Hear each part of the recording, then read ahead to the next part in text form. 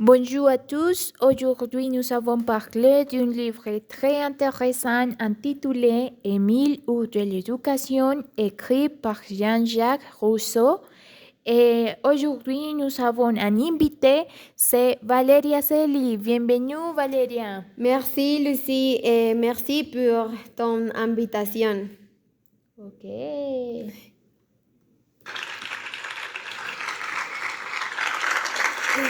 Merci. Ok, et c'est Lucie Muñoz. Et nous espérons que ce podcast, vous pouvez apprendre beaucoup. J'aimerais commencer par parler de la réflexion que l'auteur fait sur la nature humaine et le rôle des femmes dans l'éducation. Il parle de l'éducation quand elle est entre les mains des hommes. C'est vrai, c'est assez mauvais, mais si nous parlons d'une mère qui éduque son enfant, elle se distingue toujours et sont super importantes dans l'éducation des enfants. Lucy, que penses-tu de ces réflexions? Et je pense que c'est incroyable et je suis d'accord avec ton contribution parce que est clair que les mères ont le pouvoir de nous enseigner et de nous éduquer pour la vie.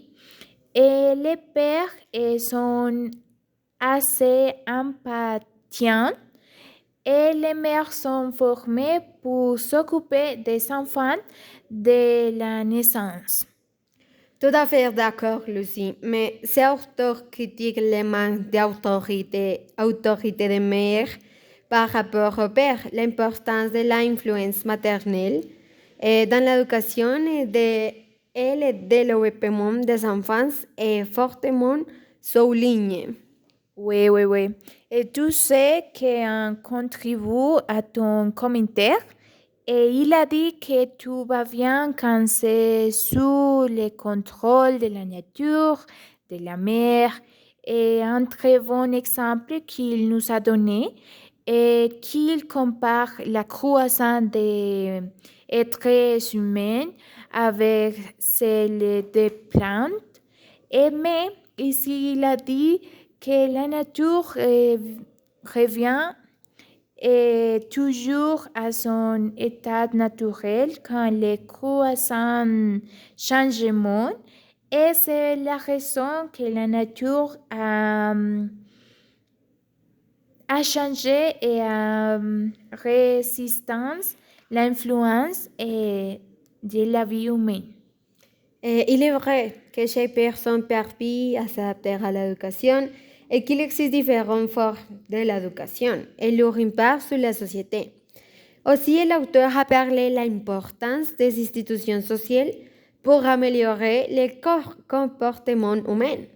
Je me souviens de nombreuses fois dans mon école où il y avait tant de règles comme vous ne pouvez pas dire de grosses mots et donc ces institutions amélioraient votre comportement. Oh, ok, bien sûr. Mais tu sais que c'est très important pour former des humains et des citoyens pour qu'ils soient capables d'agir de façon cohérente et de suivre un chemin vers le bien-être individuel ou, si tu préfères, et collectif. Une autre chose qu'il critique est que les institutions sociales ne cherchent qu'à servir l'individu de la naissance à la mort. L'auteur critique aussi les mères qui font garder leurs enfants ou d'autres femmes, car ce sont des mauvaises femmes qui élèvent l'attachement naturel à la mère. J'y crois tout sais, quand j'étais petite, j'avais une nounou, mais j'ai eu de mauvaises expériences avec elle. Elle ne s'occupait pas bien de moi. Elle me criait dessus tout le temps. Et comme j'étais si jeune, j'ai beaucoup souffert. Oui, tu as raison, certaines femmes sont mauvaises Elle mentionnait aussi l'oppression de l'enfance où il a des souffrances et des limitations à lieu de promouvoir le développement humain et la liberté. Et une phrase qui m'a frappée dans ce livre est que sa mère, il n'a pas d'enfant. C'est une vérité absolue. Et l'enfant doit aimer sa mère avant de savoir quoi faire, ne serait-ce qu'à cause du lien qui existe entre la mère et l'enfant. Bien sûr, et oui. Mais ne penses-tu pas que ce que fait ces mères est un peu dangereux? Je pense que tous les mères veulent protéger leurs enfants. Oui, bien sûr que c'est dangereux, mais d'un autre côté, c'est bien de les préparer à la vie de leur plus jeune âge. Oui, c'est la règle de la nature. Pourquoi la contredire? Tu ne vois pas qu'en pensant à corriger tout détruire son travail, l'espérance est enseigner la même des enfants les plus délicatement élevés mourront et plus que les autres. Oui, c'est vrai, mais tant que vous ne dépassez pas la mesure de leur force, vous courez moins de risques à l'employer que les soigner.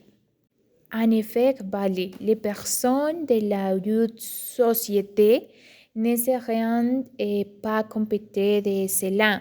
Comme tu l'as mentionné, l'auteur de ce livre refusait la préoccupation de ces changements qui a réfléchi à la question. Entre quelles mains notre parents nous ont-ils laissés? C'est une très bonne question. Je me souviens que bébé, c'est toujours ma mère qui s'occupait de moi, car elle savait à quel point c'était important pour ma croissance et mon développement. Par exemple, le lait maternel qu'elle m'a donné jusqu'à presque 3 ans a été crucial pour ma croissance. Si j'avais eu du lait infantile, mon développement n'aurait pas été la même. Oui. En effet, c'était pareil pour moi. Ma maman a toujours été avec moi depuis que je suis petit. Et comme tu l'as mentionné, le lait maternel est très important pour notre croissance. Bien sûr, certains facteurs peuvent aussi altérer ce lait maternel. Comment ça, Lucie? À quoi tu fais référence?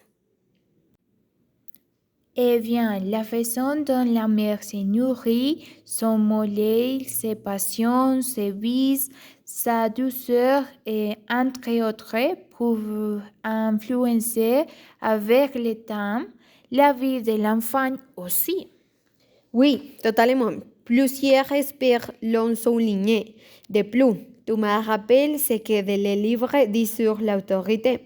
Un enfant élevé par plusieurs personnes ne distinguera pas qui est l'autorité et ne prendra personne au sérieux. Devenir rebelle. Par contre, un enfant qui est toujours avec ses parents saura qu'ils sont l'autorité et sera bien éduqué. Oui, c'est vrai. Et dans mon cas, j'ai grandi avec mes parents, donc j'ai tous les jours où je devais les respecter et les ouvrir. Mais j'ai vu des enfants passer par les numéros nutrices et ne plus écouter leurs parents, devenant très mal élevés. Mon Dieu, c'est incroyable de voir comment tant de choses nous influencent depuis notre naissance. Oui, totalement, mais c'est important d'avoir cette information pour le futur. Je pense pareil, comme ce que le livre disait sur les différentes cultures où les bébés s'embaignent dans de l'eau froide, tiède, chaude et glace. Imagine et cela à faire nous pourrait. Oui, j'ai lu la même chose. il recommande d'utiliser toutes ces températures pour notre vie, pour les changements climatiques et ne nous affectent pas autant. Maintenant, je comprends si notre corps n'est pas habitué depuis notre enfance, cela affecte notre développement avec le temps. Oui, tout c'est un processus de croissance et de stade est nécessaire pour notre formation étant qu'elle est très humaine. Oui, c'est la vérité. Oui. Regardez ce que disait le livre. Si nous ne sommes adultes, nous serons idiots, car nous ne connaîtrons rien, ne serions rien parce que nos sens ne seront pas développés et nous n'aurions pas d'espérance ni de contact avec le monde. Et en résumé, c'est nécessaire pour notre vie humaine. Exactement. Nous ne serions personne. Comment apprendre sans expérimenter? Tout cela fait partie de notre formation, c'est nécessaire, autant les aspects négatifs que positifs. Cela fait que partie de notre vie quotidienne depuis des décennies. En effet, utiliser un processus de formation commence dans la naissance.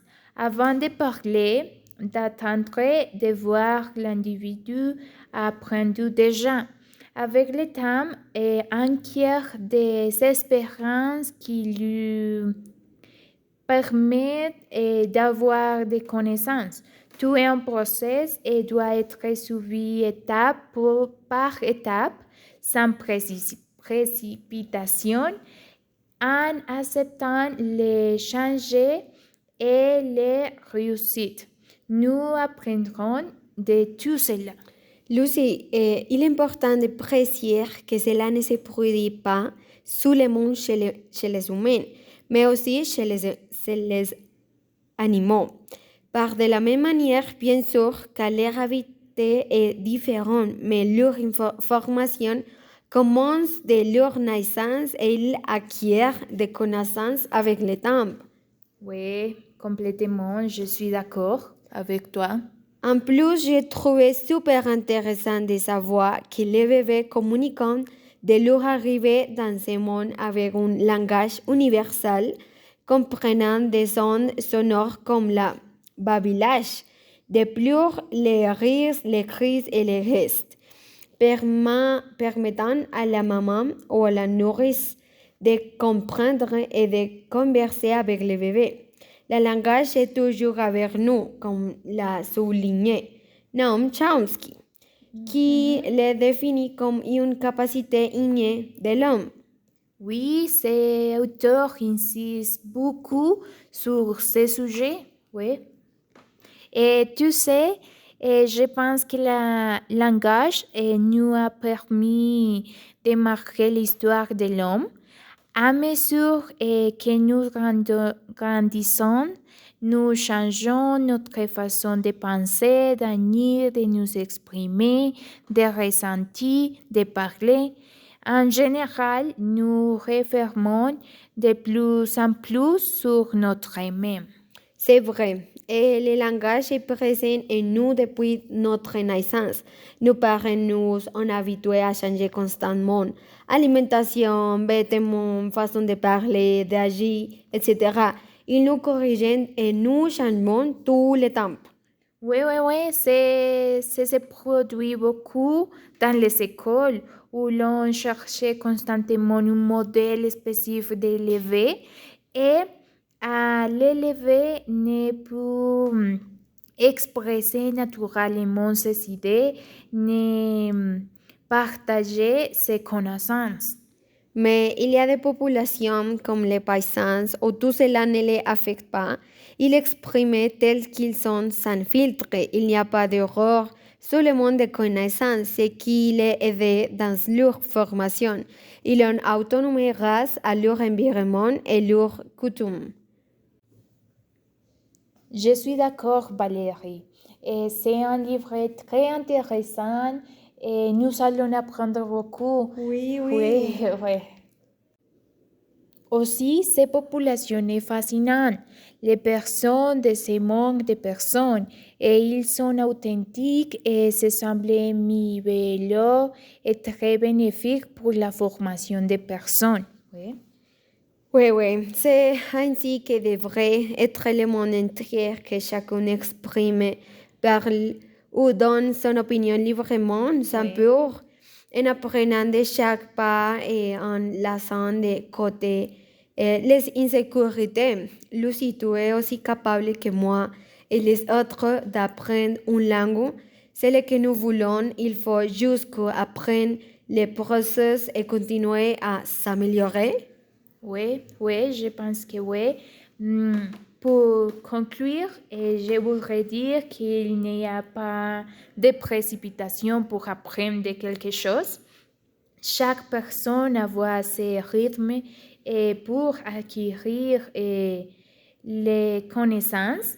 Et nous vivons en précipitation tout le temps, mais les livres, les leçons à la gens et avancer à leur rythme pour un apprentissage significatif pour la vie des étudiants. Merci beaucoup pour ton réfléchi sur l'éducation. Ah, merci beaucoup à toi, camarade, pour partager tes idées sur ce livre que je pense que c'est très intéressant. Oui, merci, au revoir. Merci à toi.